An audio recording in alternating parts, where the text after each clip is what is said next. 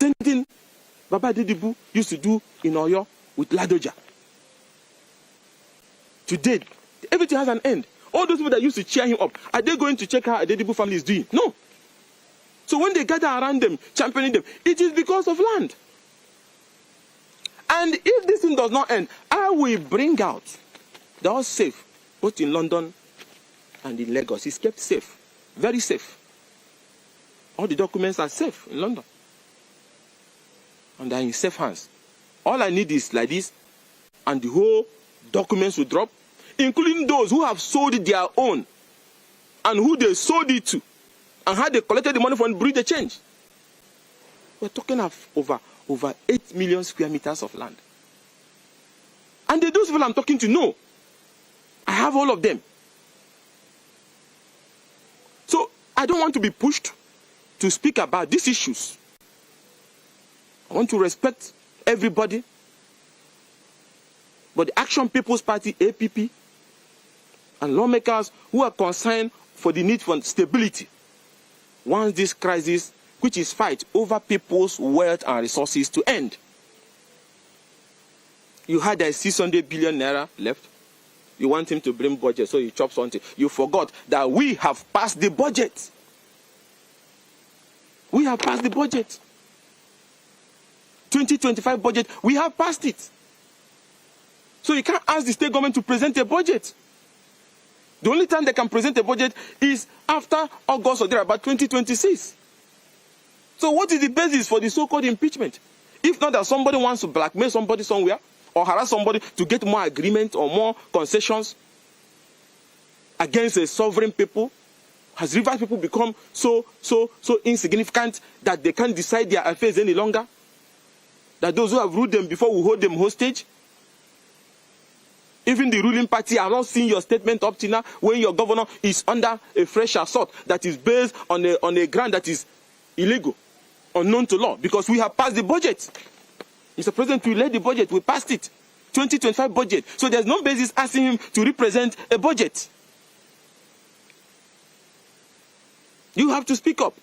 You have a national vice chairman of a party insulting the governor of his party because he got land.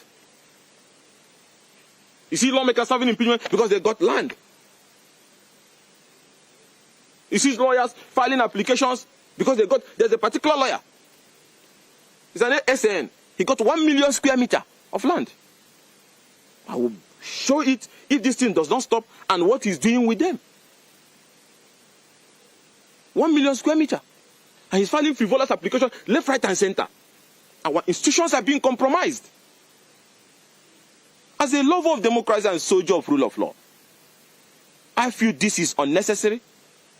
And these are indices that can lead us to the crisis of 1962, 1963, 1983, and all those crises fermented by desperados who keep hiding under the fact that they claim to be working for the federal government while pursuing their narrow interest. This is about just a small interest to continue to hold the resources and governance of a sovereign people, even when you have no other business being there.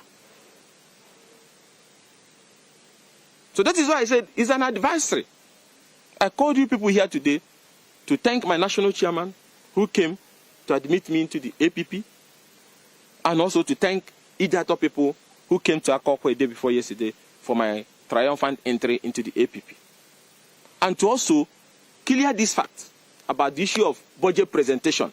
There is no need. It is an illegal call to ask for 2025 budget because the budget has been presented and passed. And this presentation was done on Tuesday, 22 July, 2025. After the president led the budget on 22nd May 2025. So Nigerians, the Rivers State 2025 budget was presented to us federal lawmakers because whenever there's an emergency, the National Assembly takes over. And we passed it. And by passing it, by adopting it by July 22nd, 2025, common sense will tell that 1 year is what is supposed to run. That means it's supposed to run end by July or thereabout 2026. Then a new one will be presented. So how can somebody be asking the man to go and present 2025 budget? Just because you just want an excuse to throw the state into crisis. So I appeal for calm. The things I have today, I don't want to bring it. so that I do not undermine any effort for peace.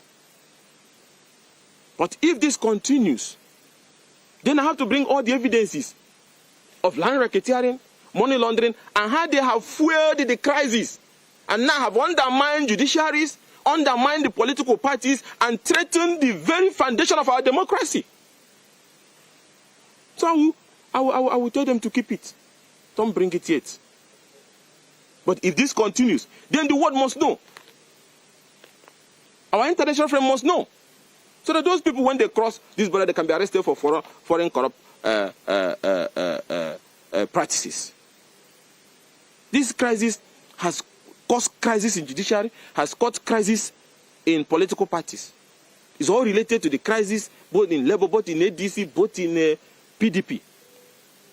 Those you see jumping up, all of them jumping up in PDP that fueled the crisis. It was also land fueled. And I challenge any of them to open their mouth and say, "Pim, pim," just say, "Pim." I will bring out your own, including how the people you sold it to paid you and where the money is. Just "Pim, pim" is all you need to say. Who do I start from? Is it Danobi that is helping in fueling the crisis? His company, Clarkson, have received no less over 200,000 square meters of land? Is it Damagu that first ignited the crisis that affected River State and affected the entire PDP? DMG, Safia Damagu, 73 in Maitama 2.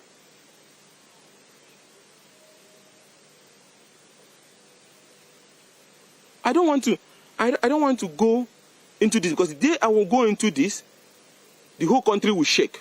Because even some of the people you respect, their hands were dipped in it. Even those who use layers and layers of company, don't think that we don't know. We have traced it to the last person, including where it is and where the money it is, the location of the land, how it has been sold. And the present you may not know.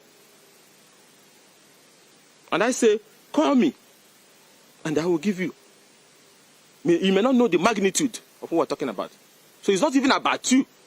It's about some people trying to use the privileged position you gave them to stifle democracy, stifle rule of law, stifle judiciary, stifle individuals. Why? All of them quoting your name.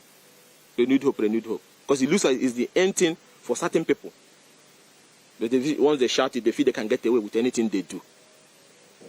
But you need to advise them. The whole world, people are now irritated, especially with this new notice of impeachment. Even if you are joking, there are certain things you don't joke with. Why go lie that the man should present 2025 budget? A budget that, Mr. President, you led and we approved. 22nd May, you brought it.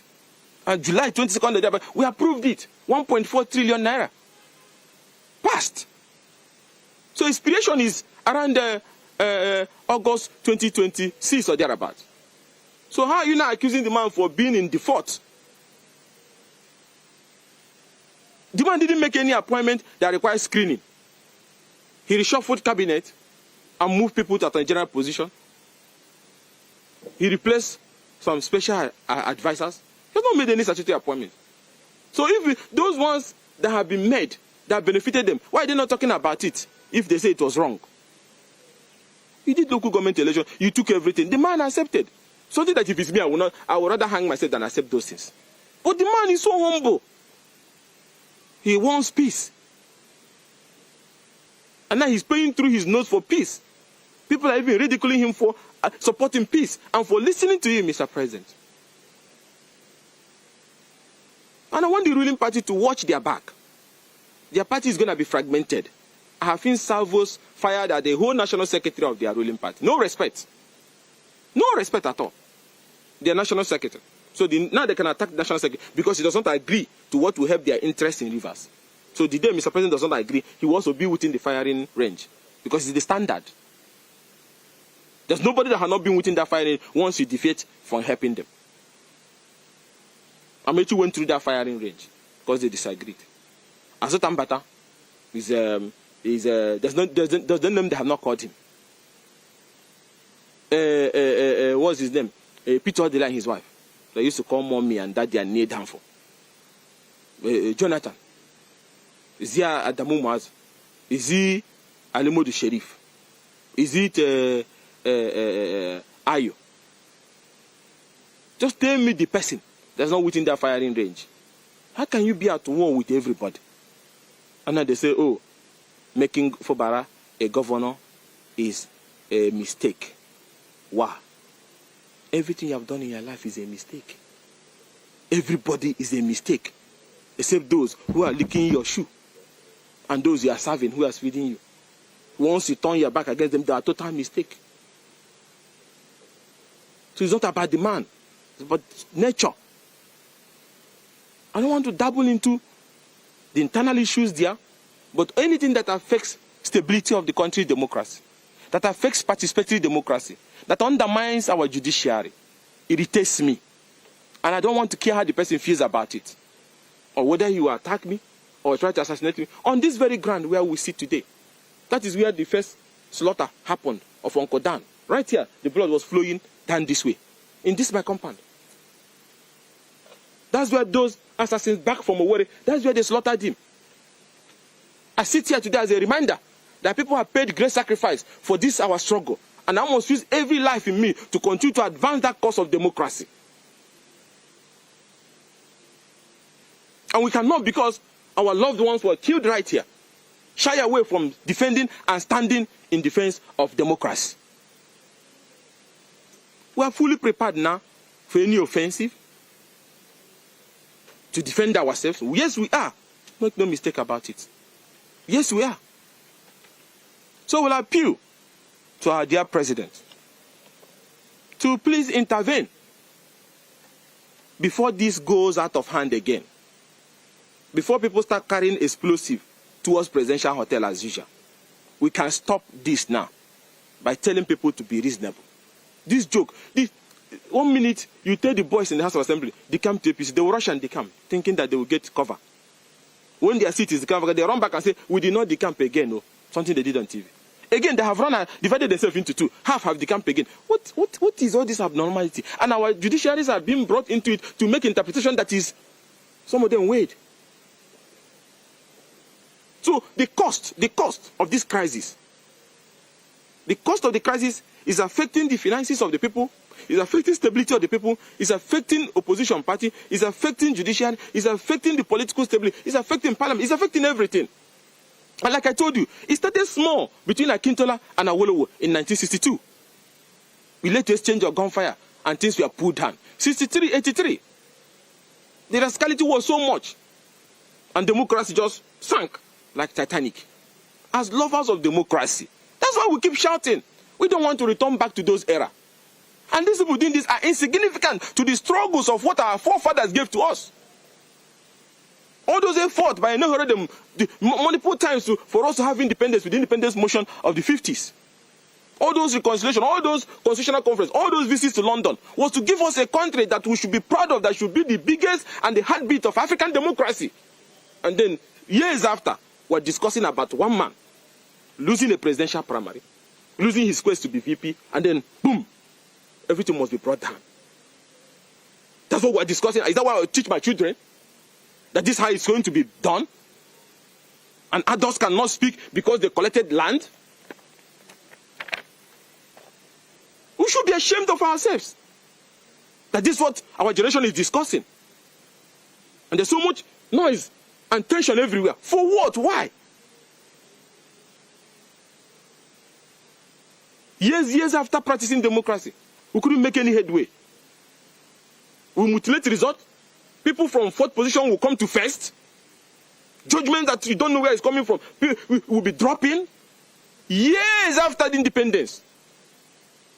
We're supposed to lead Africa. We're supposed to lead the world. We're supposed to be the guiding light, the shining light. Look at Ghana getting the democratic process right. Look at South Africa. We see run around, results will not come for election day, results will be mutilated. What is uploaded is different from what is announced. People who go about belong to 3 political parties at the same time. They cannot be man enough to say, let me go to... Is it not me that wants to move? I move to the Action People's Party, APP. This is my national chairman. We want to rebuild. The hard work and reward for electoral hard work is victory at the polls. And that's what we want to end every vote. But some people cannot. They must either destroy what is existing or hang on to what they did not build. And it's not do or die for us. That's why after the killing here in this compound, we went on exile. And our people elected us. A great honor that our people gave to us. And that's why we carry this so sacred. And our voice continues to be heard as voice of hope. And I want Nigeria to come out from this part. This cannot solve insecurity. This cannot solve financial challenges. This can only escalate the situation in the country and makes the country ungovernable. Other things, some are building in Kano now. Some are different parts of the country. It's just building. If we don't nip these ones completely, other ones will escalate. And we have so much insecurity in the country. And you cannot bring somebody to come and eat from your plate, then he will scatter it. In Igbo, Mr. President, you brought him to partake. All he brought was 50-something thousand votes that they struggled to mutilate. If you see the result sheet, even you say will not be proud of what they did. 50-something thousand. And I can tell you, Mr. President, this night, that you have overpaid for it. You gave them a job with which they have empowered all their people, empowered their followers, and using it to ferment trouble. You have helped greatly. But let them not cost you your presidency with the tension they are building all over the country in the name of helping you, while in actual fact, they are trying to help themselves to seize what is not their own. They're all over the place. They are not bringing followers. Rather, they are scaring people, creating tension, making people believe that the vote will not count. How do you make a people believe the vote will not count and you still want stability? It's not going to be possible. Because people will start looking for alternative. So, in summary of my briefing this evening, which I hope should be the last, as I do not intend to be disturbed in this village where I am with my people here in the great ancient city of Akokwa and Idato Nation, the great Wabossi, Mbanasa and Arondizo clan. I do not want to be disturbed here again, hearing these tensions left, right, and center. I want to enjoy my stay here in Akokwa. Let all these things be resolved, so that I do not bring out what can cause so much crisis. Because most of them go to the very root of money laundering, corruption, racketeering, that has influenced certain decisions. And like I said before, different arms of government were involved. I do not want us to go there. Mr. President, I do not want us to go there. The best I can do is to send them to you for you to act. If these people can be called to order. We want peace, we want stability. So in concluding, I called you all to inform you, as you already were, for those who didn't attend, that I have decamped from PDP to Action People's Party, APP, the party with the logo of the elephant, led by Barrister Ugochinyere. And that I intend to seek any further political aspiration, whichever position that my people wants me to go, under the banner of the APP. And working with our comrade brothers, some in the House of Reps, some former Rep members who are also going to decamp in the coming days, and our leader here in the state, Mazi Chimamanda, who has also decamped, that will work in every electoral vote. Because we believe in the sacred principle of party-president democracy rooted in the transparency of the ballot. And that also, that the impeachment notice is another distraction and an unprovoked attack to destabilize peace and undermine the effort of the president to ensure that peace reigns in Rivers. That the basis for those new notices are baseless, unconstitutional, especially the allegation that there was no budget. And that as a federal lawmaker, I participated in the consideration of the 2025 Rivers State budget, which was laid by Mr. President on 22nd May 2025, which was considered and adopted by us on 22nd July 2025 in a report led by our leader, Julius Ihomberry. And the budget estimate that we approve is total 1,485,662,592,444 naira only. That is the budget, and the budget will expire around July, August 2026. That is when the governor of Rivers, Governor Seun Fubara, is expected to have presented a new budget. So the directive not to come and present budget is so childish, because there's no budget that is supposed to be presented to you. So why are you suspending him from presenting 2026 budget? It's not yet time for that. It's not yet time for that.